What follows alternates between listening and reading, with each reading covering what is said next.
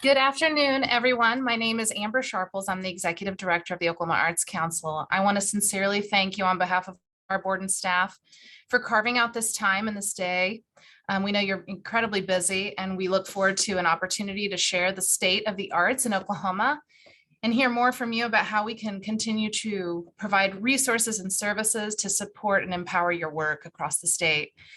I want to stop and just recognize that we are embarking on the middle of March coming up here soon, which means that we'll be addressing the 2-year anniversary of the beginning of the pandemic. I want to recognize the lives lost and the Oklahomans that we've lost over the last 2 years, including those in the arts community that we continue to miss, and recognize their work and their contribution to the sector. I also want to just express gratitude. We're going to get down into the meat and business of today, but before we get started, we just want to express our gratitude to you in the arts and cultural sector for the incredible work, adaptability, flexibility, and relevancy that you have continued to bring to your organizations and your communities and populations across the state in this uncertain and ever-shifting sand that we have continued to walk upon as we journey together through this pandemic. I also want to thank our staff, the incredible dynamic team here at the council, who have remained committed to the work and the mission. We are going to, because we have a lot of things to talk about today, we're going to be on a kind of a fast track time frame. So I'm asking our team if they will just post the topics in the chat of the topics we'll be covering today, so you can see what we hope to approach and discuss with you as a sector. I'm going to just start off and just jump right in. So first, I'm going to talk about the bills that we're watching. Some great news. This has been rare, but I'm so thrilled to announce that we have not seen any bills impacting the Percent for Art program, the public art program at the Oklahoma Arts Council. I'm thrilled with that news. That means we're making leeway in demonstrating the power of public art across community and within state agencies. That is great news, and thank you for all the advocacy work that has been done in the past to safeguard this program. We also have an agency request bill, Senate Bill 257, known as our agency's endowment bill. You may ask, I didn't know that the Arts Council had put forth a bill. We had actually filed this bill last legislative session. It was originally filed by Senator Julia Curt of Oklahoma City. And the new authors right now that are continuing this work are Senator Bill Coleman, a Republican from Ponca City, and Republican from Elgin, Representative Toni Hessenbeck, who's an artist herself. What this bill does is it allows and it authorizes the Oklahoma Arts Council to privately fundraise to create an irrevocable endowment. This will be a very niche endowment dedicated to utilizing funds specifically for the growth, preservation, and ongoing care of state-owned art collections. We'll talk a little bit later in the webinar today about the agency's distinct role in caring for the Capitol Art Collection during the Capitol renovation project. And one of the challenges has been for decades that we have not had significant funds to purchase new works by artists, putting money in the pockets of our artists across the state. And then we also have not had additional appropriated funds to care for collections for future generations. And this will allow us to have a very niche approach of finding resources to do that work.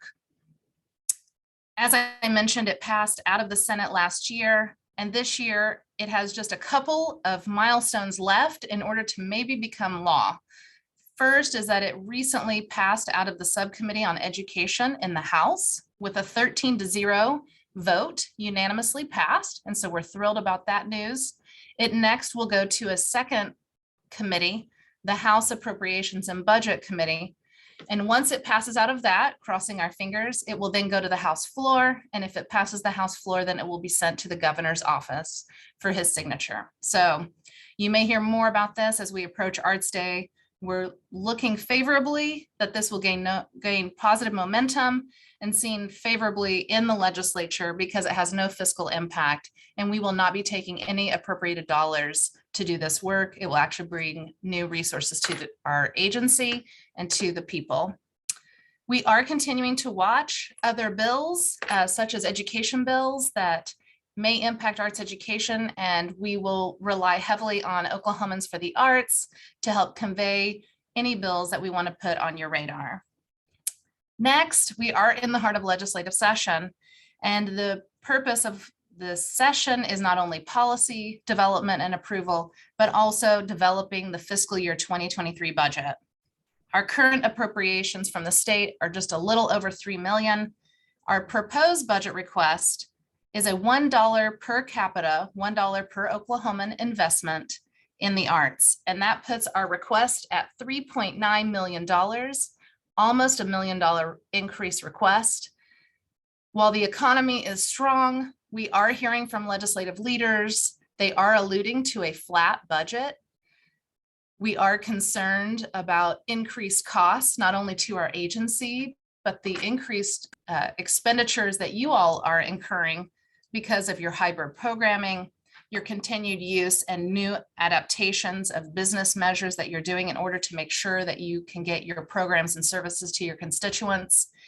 And so one of the things that we hope that you can help us convey as part of Arts Day is really advocating for an increase to our state appropriation, because as our costs go up, it's just the nature of the work that it is hard for us to increase grant awards and our investment across the state when we are seeing increased costs for our own business, and we know that you are expending more monies and need more dollars to do the good work out in the field. So we hope that that will be part of your conversation. And I hope that as we continue to have this dialogue today and in breakout sessions, you can continue to tell us and inform us how we can support your work in the field.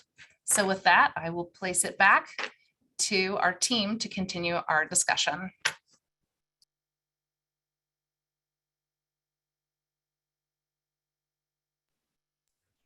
I just realized I was supposed to talk about ARPA.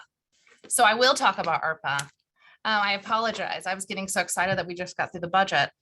So the budget is not the end goal. We still have ARPA funding that we're advocating for. Thomas Tran, our grants director, will talk a little bit later about our National Endowment for the Arts funding that we received as part of the American Rescue Plan, ARPA funding. That is funding that we have $799,500 that we were awarded, and our application opening, Thomas will talk about in more detail later in this webinar. For the next slide, I really want to delve in just as a recap of the ARPA webinar that we did about our American Rescue Plan Act funding request with the state. As you've probably heard in the news, the state has $1.8 billion, and we have put together a coalition and a unified front proposal for the creative sector and cultural tourism recovery plan. We requested nearly $95 million. Those were based on data, based on need and the revenue loss that many of our grantees had expressed due to the heart of the pandemic that really devastated our industry. We submitted our proposal October 3rd, right when the window and the platform for proposals opened. So we were one of the first proposals to get into the door. It covers a 3-year period. We're working with multiple partners, and this proposal has a strong emphasis on rural and vulnerable populations per the ARPA guidelines. Next slide, please. Part 1, just as a refresher, we are trying to reopen, recover, and rebuild our arts and cultural sector. Our approach is a 3-year step down investment in our arts and cultural sector organizations across the state, with the first year being a $20 million investment, the second year being 15, and then the third year being 10, for a total of $45 million. Next slide. In conjunction with these funding for organizations, we also realized that we needed to have funding for marketing and also understanding the data and what was happening in the sector. So we have additional funds that we are requesting for data-driven decision-making and understanding of the sector. Next slide. And then our part two is the second approach, where it's a WPA-inspired initiative to amplify and invest in communities across the state using the actual brick and mortar infrastructure and helping both neighborhoods and rural downtowns through creative industry investment. We continue to reap the benefits of the WPA generations after that initial investment, and we hope to have a new state-of-the-art of our generation investment. And this is a collaboration we are working with the Main Street program, which is part of the Department of Commerce. This would be more of a step into shovel-ready projects that we would get going for the first year at $10 million. And then we would work with other communities to help them build and determine what made sense for communities across the state. A second year, $20 million investment, and then a final implementation of 15. We're hoping that communities can leverage city and county funding from ARPA to match this money. What we know, there's a joint committee of bipartisan and bicameral legislators who have been asked to serve on this committee. These are their goals. These are the ways that they have approved that the funding can be utilized. Next slide, please.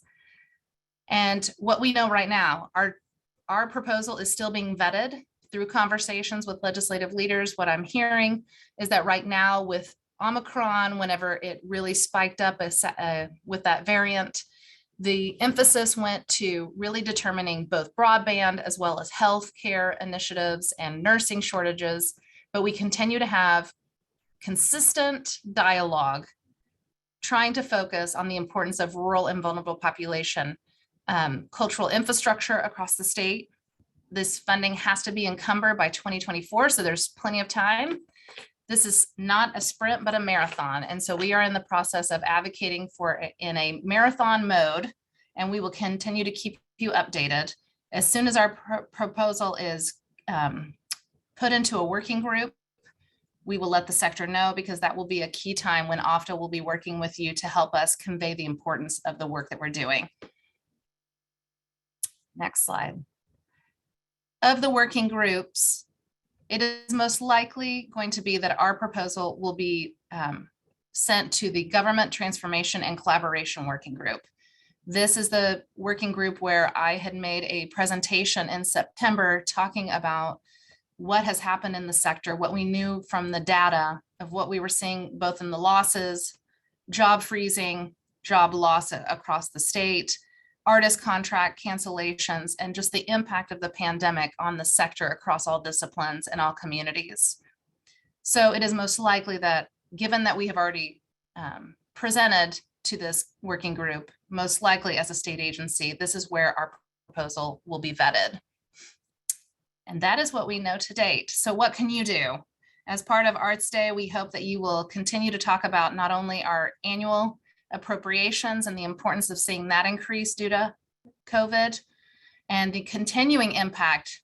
Even though we see the light at the end of the tunnel, we know that that doesn't mean that the bottom line of our finances, our resources, our personnel, and our ability to do our work is served if we do not have the ability to really continue to see our relevancy and have resources to do it effectively in these uncertain times.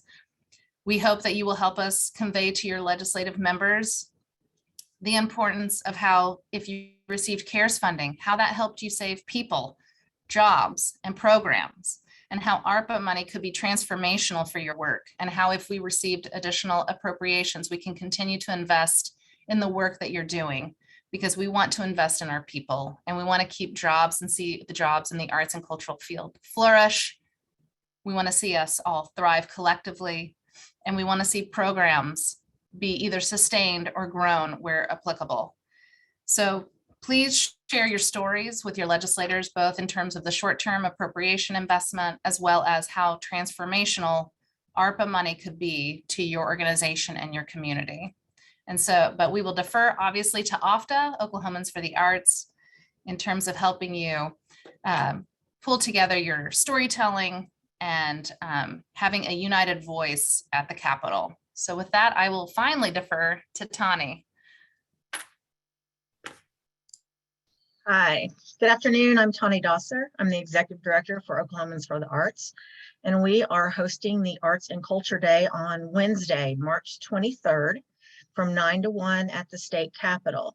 And this is open to the public. This year's event is an in-person event, and we will be starting on the second floor rotunda at 9 a.m.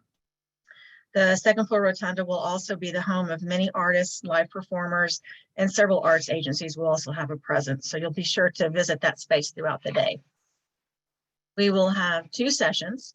The first session being about advocacy in Oklahoma, where you'll get to hear and visit with elected officials and statewide advocates on the importance of arts advocacy around the state. And the second session will be the debut of our new arts education dashboard. This amazing tool is a data-driven dashboard that shows access to arts education in schools K through 12 by region, district, and statewide. And you'll be able to have the ability to compare and contrast different districts and make a case for additional funding for arts education. We'll be providing lunch for $10 per person. You'll need to register ahead of time to have lunch with us. And then we'll break at 1 o'clock to visit with our legislators to share your stories on how the arts have made a difference in your community. Registration starts tomorrow on the OFTA website at OK4arts.org. So please pass on this information, and we look forward to seeing you on the 23rd. We will have participant packets available the day of that'll have a lot of different things in it about the bills. And we'll also have all of these things that Amber just spoke about on our website so that you can be prepared ahead of time, but we'll also have these things there in your packet ready for you. So if you have any questions, shoot me an email, Tonnie@OK4arts.org, and I'm happy to talk with you. Thank you. Thanks, Tonnie. Good afternoon, everyone. I am Chandra Boyd, Deputy Director for the Oklahoma Arts Council, and I'm going to speak very briefly about grantee eligibility and IRS requirements. Over the past few years, we have seen an increase in organizations that have had their 501c3 nonprofit exempt status automatically revoked by the IRS. In most of these cases, the cause was a failure to file a Form 990 for 3 consecutive years. And just as a reminder, to be eligible for grants, an applicant must be a nonprofit tax-exempt 501c3 organization. And those organizations that have had their status revoked are not eligible for Oklahoma Arts Council support. It is the organization's responsibility to ensure that its status is current at the time of application and throughout the life of the award. But it's also just important to remain in good standing with the IRS to maintain your eligibility for our funds, as this can also affect payments that may have been made to the organization depending on the date that the auto revocation occurred. Organizations that haven't applied to us in a while, if it's been 3 or more years since you've applied, we do ask that you complete an eligibility check and verify that you are currently eligible for funding. And also, if an organization is retroactively reinstated as a 501c3 nonprofit, they will also be required to complete an eligibility check. So should your organization experience this auto revocation, there is hope. We have seen all organizations that we've worked with have been reinstated and reestablished their eligibility for our funds. There is a path to reinstatement, and we do work very closely with organizations through this process. So if you have any questions or concerns, feel free to contact us, or you can drop questions in the chat. You can also find more details on the grants login page under the grants tab on our website, arts.ok.gov, and I will drop that link in the chat. And now I'm going to turn it over to Grants Director Thomas Tran to provide additional grants related updates. Thanks, Chandra. You know what I always say, a $9.90 a year or your exempt status disappears. Hello and good afternoon, everyone. I'm Thomas Tran, Grants Director here at Oklahoma Arts Council. It's so great to be here with you all today. There's a few things I'll be sharing with you over the next few minutes: the SAM UEI transition, our new Rural Arts Opportunity Grants, and announcing our ARPA grants for Oklahoma arts organizations. Next slide, please. The federal government is currently transitioning to using the SAM UEI as a unique entity identifier for all entities and organizations. This will affect all organizations that apply for and receive grants from Oklahoma Arts Council. DUNS, SAM, UEI, OAC, AM, PM, all we need are more acronyms to memorize, right? I feel you. I'll break it down though. Previously, we required all grant applicants and grantees to have an active DUNS number, We need this because all entities receiving federal funds are required to register for this identification number so we can track public funds. The DUNS number was managed by a government contractor. In February of 2022, the contract will expire and the federal government will begin managing this registration themselves. Enter the Federal System for Award Management, also called SAM. They launched the UEI, the Unique Entity Identifier. The SAM UEI will be a 12-character identifier that is replacing your current 9-digit DUNS number. The SAM UEI is issued at no cost through sam.gov. I'll repeat that last part again. The SAM UEI is issued at no cost. This registration is 100% free. If you see anything about registration or renewal fees associated with the UEI, it is a scam. So just please note that. Next slide, please. Oh, I'm sorry. That is the correct slide. So if you currently receive grants from Oklahoma Arts Council or you plan to apply for grants from Oklahoma Arts Council, what needs to be done? Step 1, you'll need to obtain your SAM UEI from sam.gov. They have step-by-step instructions and videos on how to do so on their website. Step 2, after you have your SAM UEI, you'll need to update your OAC grant system account with the UEI. Your organization's grant contact or authorizing official should log into the grant system where they'll see this update your SAM UEI box. They'll enter the 12-character ID into the box and just hit the submit button. You need to let us know your UEI before June 30th, 2022. And that's all. This is a one-time process. And once you've submitted your SAM UEI, we will add it to all of your current grant records and your organization account. If you have any questions about registering for a SAM UEI, please visit sam.gov and contact their service desk. They have live chat, web form, and phone call options. If you have your UEI already and you have questions about updating your Oklahoma Arts Council account, please shoot me an email at grants@arts.ok.gov. Speaking of grants, there's a couple of new grant opportunities I'd like to tell you about. Last month, Oklahoma Arts Council launched our new Rural Arts Opportunity Grants. Keeping in line with our mission to cultivate and amplify the power of the arts for all Oklahomans and their communities, this grant program is specifically designed to reach areas of the state that have been historically underfunded. This investment in the identified opportunity counties will help advance state goals for economic development, education, and quality of life. Through this program, we can support projects associated with capacity building, professional development, learning-based or audience-based arts programs. This could be a brand new or an existing program. So who can apply? Organizations need to have a primary address in one of the identified opportunity counties. These counties were identified through analyzing Oklahoma Arts Council funding history and award distribution, with a special focus on supporting underfunded areas. In addition to having a primary address in an opportunity county, organizations also need to either be a 501c3 nonprofit organization incorporated in Oklahoma, an entity of city, county, or federally recognized tribal government, or a public library. Next slide.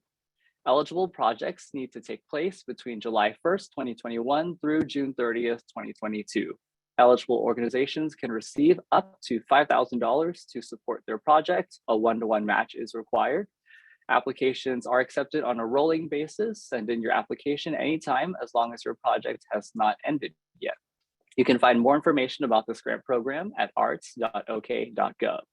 Remember that even if your organization is not located in one of the opportunity counties listed and can't apply for the Rural Arts Opportunity Grant, we have many other grant opportunities open for you, including our Small Grant Support Program and the Arts in the Military Grant Program. If you're an arts-focused 501c3 organization, today we are announcing a new grant program that's available to you. Made possible by the American Rescue Plan Act of 2021 and distributed by the National Endowment for the Arts, the Oklahoma Arts Council is launching ARPA grants for Oklahoma arts organizations. These grants are designed to support jobs and arts organizations offering arts programming during the COVID-19 pandemic. These are one-time reimbursement grants that can cover allowable expenses made between July 1, 2021 through June 30, 2022. So who can apply? Applicant organizations must be arts-focused, 501c3 nonprofit organizations incorporated in Oklahoma and directly offer arts programming to their community. What can these funds be used for? Funding from this grant can be used to support the reimbursement of arts-related expenses. This can be salary support, fees, stipends for artists and contracts. This grant can support facility costs like rent and utilities, health and safety supplies, and marketing costs. All of the expenses do need to be made between July 1st, 2021 and June 30th, 2022. Next slide, please. The grant amounts will be based on the applicant organization's operating budget, and awards will range from $1,000 to $14,000. Organizations that have not applied to Oklahoma Arts Council grant funding in the past 3 years must request to create an account by April the 15th. This application will open for all eligible organizations on May the 2nd. Applications are due by 5 p.m. Central Time on May 31st. You can find complete grant guidelines, a preview of the application, frequently asked questions, and steps on how to get started soon on our website at arts.ok.gov. All right, that is all from me today. If you have any questions related to the SAM UEI transition or ARPA grants for Oklahoma arts organizations, or if you just need anything else related to Oklahoma Arts Council's grant programs, you can contact the grants office at grants@arts.ok.gov. Thank you so much. I'm looking forward to connecting with you soon. Now for an exciting update, I'm passing it on to Jerica Walsh, our Director of Visual and Public Art. Jerica, that's a really neat Zoom background you've got there. How do you get your Zoom backgrounds to move like that? It is pretty special. Well, it's because I'm reporting live from the Capitol. So we wanted to fill you all in on some of the work that we are doing, that the Visual and Public Art team is doing, and bringing the artwork back to the Capitol. We're working on many projects statewide, over 10 projects with the Art and Public Places program and the visual arts team, over 35 commissions, I think, all around the state, but the majority of them are here in the Capitol. And so that's what we wanted to share with you today, because we're so excited to fill these halls again with artwork. You can see behind me the small version of The Guardian by Chief Kelly Haney, who's in his new location down here in the visitors entrance. So they built out, as part of the restoration that's been going on for over 6 years now, they've built a new visitor entrance at the southwest corner of the Capitol. And so that's where you will enter. And so that's where I'm reporting from today. Lots of activity happening behind me. So we'll be bringing back the Capitol Art Collection, the State Art Collection, and we'll be assisting with the return of the Senate and the House Art Collection. We're talking about over 500 pieces of art coming back here that will be returning during a multi-phase installation plan that's taking place over the next year. We will be looking to complete this process around the time of a big Capitol celebration that's going to happen in November of this year, November 2022, near Statehood Day. We are, besides returning these existing collections, we have also commissioned about 20 new works that we'll be adding to the Capitol Art Collection that we're really excited about. This is happening through the Art and Public Places program in connection with this restoration project. So I wanted to share a little bit about how we developed the plan for these new artworks.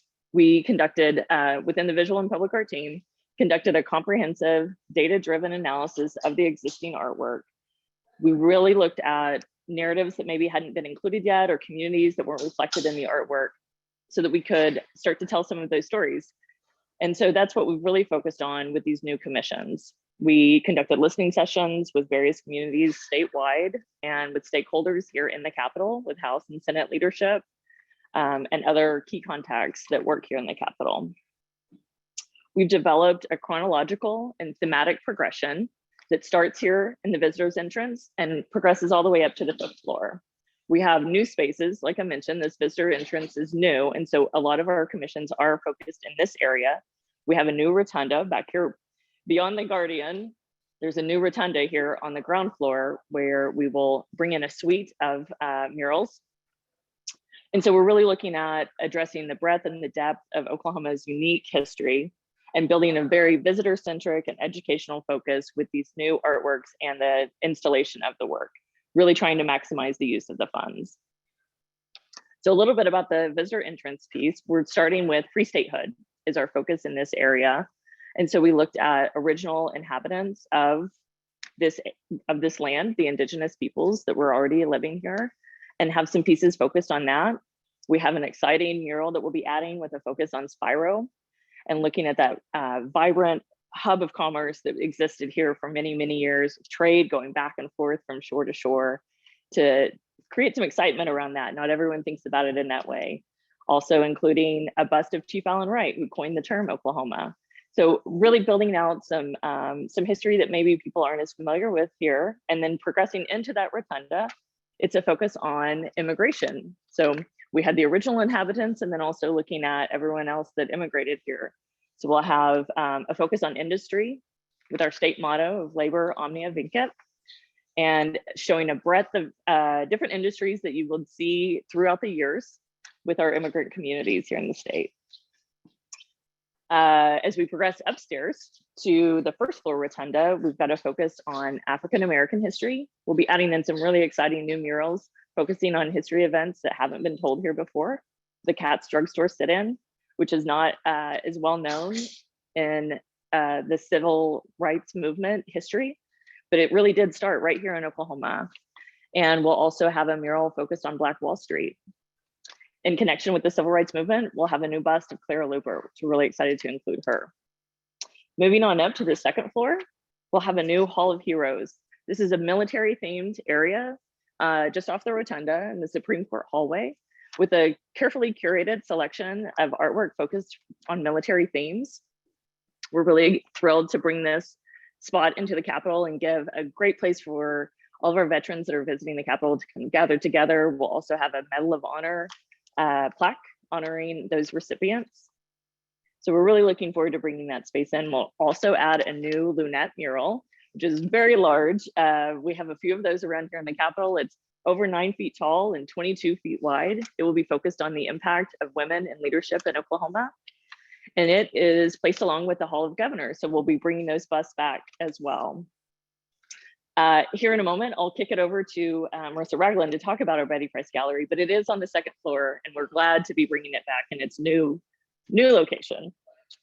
Let's see, we'll also be adding a couple of new cultural treasures that are featured on the second floor, just outside the governor's office. On the rest of the floors, the third, fourth, and fifth, those really see the return of existing works and then in the Capitol, but with a new focus with our thematic and chronological progression throughout the Capitol. And so we're excited to bring those back and have a new visitor experience as you move through the Capitol and see those works. So I think that pretty much covers what I wanted to share with you. Now I want to kick it over to our newest team member and the Visual and Public Art team, Marissa Ragland. Hello, hello. Thank you so much. I'm here in the Betty Price Gallery currently. You can see I have Beyond the Centennial just above me. It's one of our favorite lunettes here in the Capitol. Some exciting things to share with you as the curator of Capitol exhibitions. The Betty Price Gallery, as Jerica mentioned, is now located on the second floor here in the Capitol. We are very excited to bring the Oklahoma State Art Collection back into the space. In total, the collection consists of 271 two-dimensional works of art and 21 three-dimensional works of art. Now, only a portion of those works will be featured in the Betty Price Gallery, but that's what's so exciting is that we can see rotating that out. We have plans to rotate out this gallery twice a year. And as she mentioned, opening in November, we'll be able to bring the works back and really the cherry on top for the renovation project. Additionally, I am managing the rotating gallery spaces that are here in the Capitol. We have the North Gallery, we have the East Gallery, as well as the Governor's Gallery. And we are actually bringing those back to the public. It's been several years that we haven't been able to showcase local contemporary, across the state, Oklahoma artists in these rotating gallery spaces. And when we are wanting to bring these back, we want to expand them. And so what that means is the Governor's Gallery historically was only a two-dimensional artwork showcase, and now we're able to showcase three-dimensional works of art. As well as the North Gallery, we're expanding that from historically photography works and works on paper. We'll now be encouraging fiber works to be showcased in this in this space. So very excited to diversify the Oklahoma artists that we can feature here at the state capitol. And again, we'll have the East Gallery that will continue to showcase large works such as mixed media and paintings. I think that's really all I've got to share here. But we are very excited about the artwork returning to the Capitol. Thanks, Marissa. Hello, everyone. I'm Molly O'Connor. I'm the Assistant Director at the Oklahoma Arts Council. And this is the portion of the meeting that is really dedicated to hearing more from all of you. So during the next 20 minutes, we will shift into breakout rooms where the conversations will be geared toward the current challenges, issues, and opportunities that many of you are observing in your day-to-day work as arts and cultural leaders. And as Amber mentioned, we want to really reflect on the last 2 years and a lot of the real life that we've all dealt with and how that's impacted our work. Your discussion will be facilitated by a member of our Oklahoma Arts Council team. And we hope that these discussions can be informative on how we can all work together and support each other in our efforts right now and in the days ahead. While we only have 20 minutes for these discussions, we would really like for every participant to have a chance to be heard during this time. So please be mindful of sharing the time and also encouraging others to talk. And we ask that when you're not speaking that you do remain on mute just to limit the background noise and other distractions as much as possible. So your Oklahoma Arts Council staff moderator will offer some guiding questions for the discussion. And you can simply respond to these questions by using the raise hand feature on Zoom. Or if you're on your phone and don't have that option, you can simply just wave your hand and hopefully the moderator will catch you and call upon you. And then at the end of the breakout discussion, we will all rejoin in this main Zoom room where we are now for just a few quick announcements before we adjourn today. So that's it for my instructions. We'll see you in the breakout rooms. I'll just close it. We'll try to do this in less than 30 seconds. I want to appreciate all your time. Even in our breakout session, the time went by so fast because we were having really great conversations. Want to just let you know that if you didn't get a chance to speak or give all the information you wanted to in the breakout session, and even if you did, please, we are going to follow up with the survey, and we take survey and data very seriously. You'll see that coming here in the coming days about this webinar. Please feel free to reach out to our team, and also in that survey, any questions or impact that you want to include in that. We want to hear from you, and we will try to take the responses and the conversations and pull that together as a team to respond to the field. Thank you for being here. Our team, you can find us on arts.ok.gov under About Us. All of our phone numbers, all of our emails are there. Please feel free. Do not hesitate to reach out to us. We're here for you. It is kind of the icing on the cake whenever we get to work with you directly and try to support you and empower you in your work. So have a lovely day. Enjoy this phenomenal weather, and we will see you the next time. Take care.